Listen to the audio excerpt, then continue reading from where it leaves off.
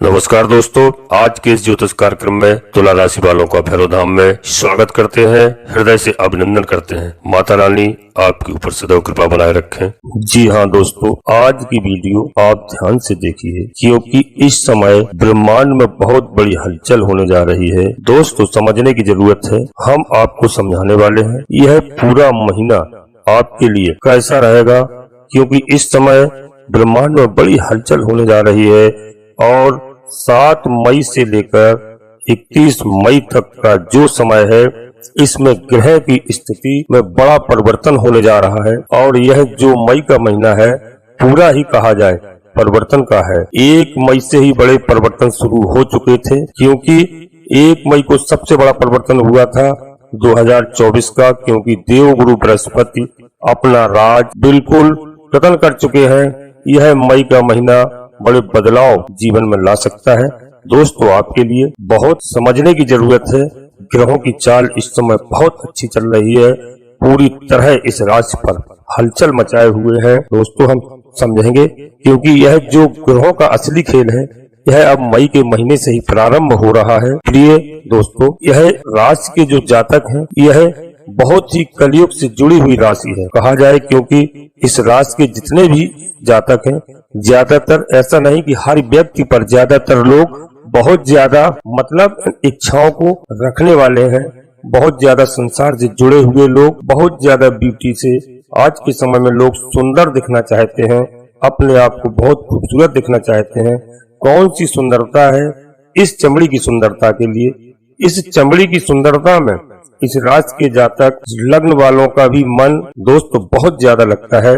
इसलिए अक्सर देखते हैं कि इस राशि के लग्न के लोग हैं जो ये अपने आप को बहुत अच्छे से संभाल के रखते हैं, बहुत चीज समझते हैं। तो यही गुण इनके लिए कई बार बहुत बड़ा लाभदायक भी होता है और बहुत बड़ी इनकी मजबूती भी इससे होती है, क्योंकि बहुत सारे लोग इनको देखते ही आकर्षित हो जाते हैं और कई बार बहुत बड़ी कमजोरी भी बन जाती है। तो दोस्तों, अक्सर देखा जाता है कि हमारी जो मजबूरी है, वही कमजोरी कई बार बनती है। इसे आपको समझना होगा। ऐसा क्यों मैं कह रहा हूँ? क्योंकि मई के महीने में बहुत बड़ा रोल निभाने वाली है स्थिति। जब हम कहें तो पहले समझ लेते हैं कि ग्रहों का असली खेल शुरू होने वाला है। क्या ब्रह्मांड में बड़ी हलचल है। सूर्य की बात करें, सूर्य अपनी स्थिति में परिवर्तन करने जा रहे हैं और वृषभ राशि यानी 14 मई को वृषभ राशि पर गोचर करेंगे। दोस्तों, यह शुक्र की ही राशि है। और चंद्रमा की बात करें तो उसके बाद 2 दिन में अपना राशि परिवर्तन करते रहते हैं। मंगल की बात करते हैं तो मंगल इस महीने परिवर्तन नहीं करने जा रहे हैं। दोस्तों, बुध की बात करते हैं तो बुध 2 बार परिवर्तन करेंगे। पहले तो दोस्तों 10 मई को अपना राशि परिवर्तन करके मंगल की राशि में मेष राशि पर गोचर करना प्रारंभ कर देंगे। फिर दोस्तों 31 मई को फिर से वृषभ राशि पर गोचर करना प्रारंभ कर देंगे। देवगुरु बृहस्पति, जैसे मैंने आपको बताया है, 1 मई को ही वृषभ राशि पर गोचर करना प्रारंभ कर चुके हैं, परंतु दोस्तों 7 मई से ये अस्त हो गए हैं। और शुक्र की बात करते हैं तो वह 19 मई को अपना राशि परिवर्तन करेंगे, अपनी ही राशि पर वृषभ राशि पर गोचर करेंगे, कुंभ राशि पर। और राहु मीन राशि पर, केतु कन्या राशि पर गोचर कर रहे हैं। तो यह जो देवगुरु बृहस्पति का परिवर्तन हुआ है, दोस्तों आपने पहले देखा होगा और मैंने पहले बताया भी है और आपने बहुत सारे चैनलों पर भी देखा होगा। यदि दोस्तों नहीं देखा हो तो आप जरूर देखिएगा, क्योंकि शनि, राहु, केतु, देव, गुरु, बृहस्पति, ये जो भी ग्रह है, इनका परिवर्तन बहुत महत्वपूर्ण है। ऐसा नहीं है कि जो अन्य ग्रह हैं उनका परिवर्तन कोई हमारे जीवन में बदलाव नहीं लाता हो। हर एक ग्रह अलग अलग अधिपत्य रखते हैं, उनका अलग अलग अपना प्रभाव है दोस्तों। परंतु यह जो कहा जाए कि लगभग 4 ग्रह हैं, देवगुरु बृहस्पति, शनि और राहु, केतु, इनका परिवर्तन बहुत महत्वपूर्ण माना गया है, क्योंकि यह एक राशि पर बहुत लंबे समय तक गोचर करते रहते हैं। तो जब कोई स्थिति एक लंबे समय तक बनी रहती है, उसका प्रभाव, आप जैसे कहा जाए कि मैं ऊपर हाथ करके पूरा सीधा करके और मैं यहाँ पर खड़ा रहूं, तो मुझे कहा जाए कि आप 10 सेकंड आप हाथ ऊपर करके खड़े रहो, तो एक बार मैं कर सकता हूँ। क्योंकि परंतु यदि आप कहें कि आप 24 घंटे ऐसा ऊपर को हाथ खड़े रहें तो दोस्तों मेरे लिए संभव नहीं है। इसलिए जब कोई लंबे समय तक ग्रह स्थितियां बनती हैं, कोई भी स्थितियां जीवन में बनती हैं, तो उनको बहुत ज्यादा प्रभाव हमारे जीवन पर दिखने लगता है। दोस्तों आइए हम आगे वीडियो को बढ़ाते हैं और आपको एक एक बात समझाते हैं। इसके पहले हम आपसे एक छोटा सा अनुरोध करते हैं कि यदि आप श्री काल भैरवधाम चैनल में पहली बार आए हैं तो मेरे प्यारे मित्रों चैनल को सब्सक्राइब अवश्य कर लें। दोस्तों एक छोटा सा प्यारा सा लाइक कर दें दोस्तों, और कमेंट बॉक्स में पूरी भक्ति भाव के साथ बाबा काल भैरव सरकार रक्षा करो, माता भद्रकाल की रक्षा करो, एक बार नहीं कम से कम 3 बार अवश्य लिखें। दोस्तों इससे हमें पूर्ण विश्वास है कि आपने यदि पूरी भक्ति भाव से माता को याद किया है, तो बाबा भैरव सरकार को याद किया है, तो आपके जीवन से सारे संकट दूर होंगे दोस्तों। और यह महीना आपके लिए बहुत ही उत्तम है। हम तो बाबा से भी निवेदन करेंगे, माता रानी से भी निवेदन करेंगे कि हमारे सभी भक्तों का माँ कल्याण करें, सभी की मनोकामना पूर्ण करें, सब सुखी रहें, सब आनंदित रहें, सब प्रसन्न रहें। दोस्तों अब आगे हम आपको बताने जा रहे हैं कि आपको क्या क्या लाभ मिलने वाला है और इसके साथ साथ आपको क्या क्या सावधानी रखनी है और आपको क्या उपाय करना चाहिए। यदि हम लाभ की बात करते हैं दोस्तों, तो आप लोग स्थायी रूप से जो विदेश में रहना चाहते हैं उनके लिए यह मौका, यह समय मिलेगा कि आप स्थायी रूप से वहां निवास कर सकते हैं और धन लाभ भी प्राप्त कर सकते हैं। जो लोग धन से जुड़ा हुआ, जमीन से जुड़ा हुआ धन प्राप्त करना चाहते हैं उनके लिए भी यह सही मौका है। और जो लोग रिसर्च वर्क करते हैं उनके लिए भी कहना चाहिए कि यह एक ऐसा समय है कि रिसर्च वर्क की उस ऊंचाई तक आप पहुंच सकते हैं जहां तक आप पहुंचने का प्रयास कर रहे हैं। दोस्तों यहाँ पर एक चीज और भी आप समझ लो, बहुत सारे लोग हैं जो रिसर्च वर्क के ही हैं परंतु प्रोफेशनली नहीं होता है। जैसे आप कोई काम न है, आपकी इच्छा है या किसी विषय में आप जानना चाहते हैं, आप समझना चाहते हैं उसको और बहुत ज्यादा प्रयास कर रहे हैं इस विषय में या इस वस्तु में या किसी भी कुछ भी ऐसी स्थितियां हैं जहां पर आप अपना बहुत ज्यादा गहराई से जानना चाहते थे, समझना चाहते थे। मेरा कहने का मतलब ये है डीप नॉलेज उस विषय में पर या उस पर वस्तु पर, उस व्यक्ति पर या कहीं पर आप चाहते थे, तो आप डील रिसर्च कर सकते हैं और समझ सकेंगे और इस समय जान भी सकेंगे। तो ऐसे कामों में आपको बहुत बड़ी, बहुत लंबी सफलता मिल सकती है। और एक चीज ये भी है कि और हम जैसे बहुत सारे लोग कोई अपना वर्क करते हैं, काम करते हैं और उसमें चाहते हैं कि जब मैं सफल हो सकूं, तो सफल होने का जो एक समय है, कहते हैं एक पैमाना है, तो हर व्यक्ति के लिए, हर काम के लिए अलग अलग हो सकता है।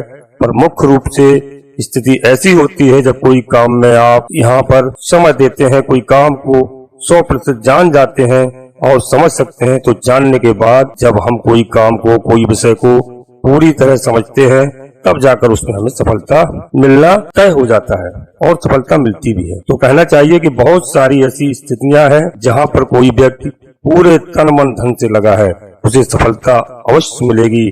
और इसके अलावा यह जो महीना है, मई का महीना, यह धन की स्थिति को आपको मजबूत करेगा। इस समय धन की प्राप्ति आपको होगी और स्थिति बन रही है। अब यह चाहे जहां से हो, और ये समय इच्छाओं का, कामनाओं का है, इसलिए कामनाएं बहुत सारी इच्छाएं आपकी पूरी हो सकती हैं। और यदि घर परिवार में कहीं न कहीं आपका कलह का माहौल बना हुआ था, वाद विवाद की स्थिति भी बनी हुई थी, तो अब वह वहां पर आपको देखने को नहीं मिलेगी।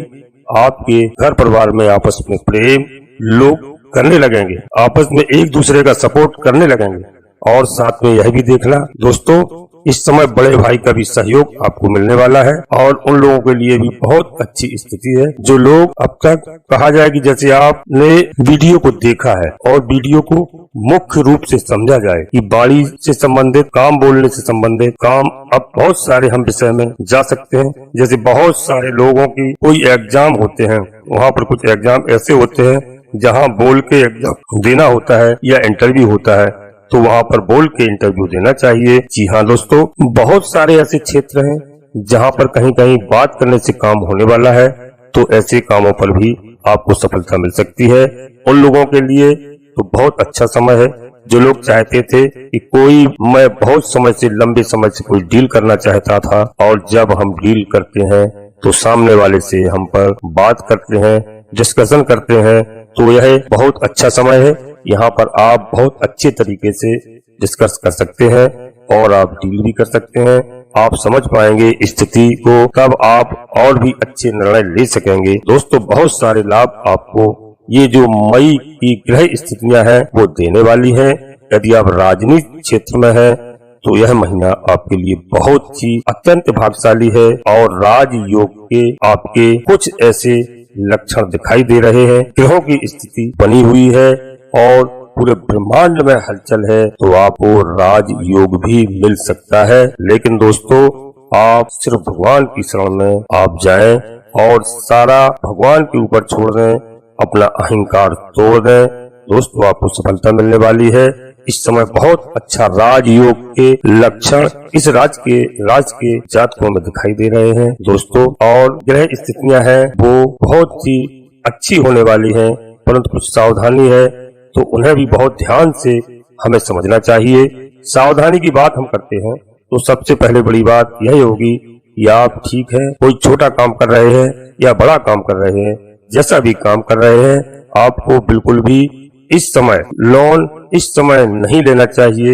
यानी कहने का मतलब कर्ज नहीं लेना चाहिए। इस समय आपको कर्ज से दूर रहना चाहिए, कर्ज की स्थिति से, क्योंकि नहीं तो आप कर्ज आसानी से दे नहीं पाएंगे। क्योंकि बिल्कुल भी इस समय यदि आप कर्ज लेते हैं या देते हैं तो सामने वाला संभव है कि यदि आपका पैसा न लौटा पाए, आप ले भी रहे हैं तो यह भी है कि आप भी ना दे पाए, क्योंकि यह आपके लिए इस समय उपयोगी समय नहीं है।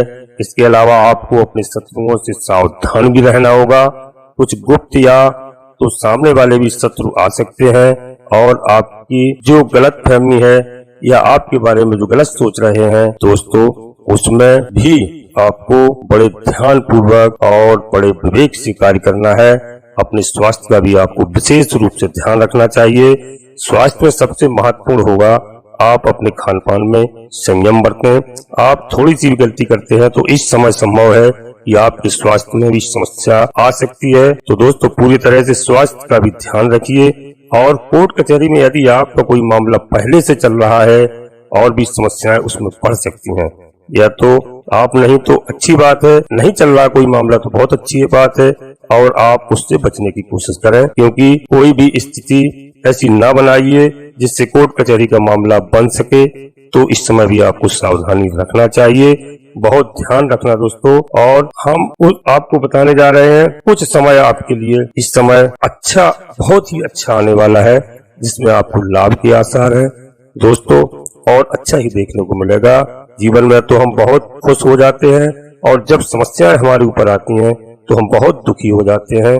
और अक्सर व्यक्ति अपने जीवन में बहुत जब खुशी की स्थिति में होता है या बहुत ज्यादा दुख की स्थिति में होता है तो ये दोनों स्थितियां ही गलत होती हैं। तो आपको सावधानी रखना होगी दोस्तों। अब हम अपने प्रिय दोस्तों को उपाय की बात करते हैं।